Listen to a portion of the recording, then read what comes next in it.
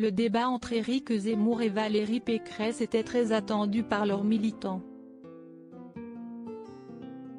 Jeudi 10 mars 2022, les deux candidats pour la présidentielle se sont affrontés pendant 1h30 dans un débat retransmis sur TF1 et LCI.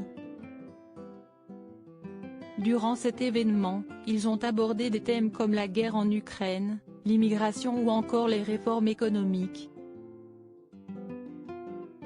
Le débat a cependant rapidement viré à l'affrontement entre la candidate des Républicains et celui du parti Reconquête. Après la diffusion télévisée, les militants d'Éric Zemmour ont partagé leur déception dans un Twitter Space baptisé Débrief Zemmour-Mégère. Certains extraits de leur conversation ont ensuite été rendus publics par le staff de Valérie Pécresse. Et si certains ont exprimé leur frustration ou ont essayé de relativiser, beaucoup se sont dit déçus. On peut par exemple entendre « J'ai eu un moment de déprime, c'était un carnage, mais qu'où est ce qu'il s'est passé? Si est-il une catastrophe ou encore mais attends, qu'où est ce qu'il raconte? Si est-il parti en cacahuète ?» Les militants d'Éric Zemmour s'attendaient à ce que Valérie Pécresse s'effondre.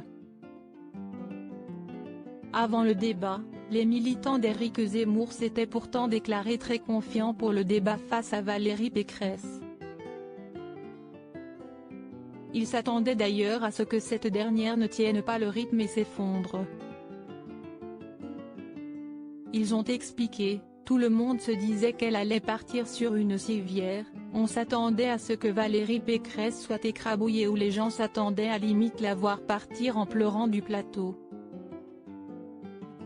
Finalement, si est surtout l'attitude d'Éric Zemmour qui a déçu ses militants.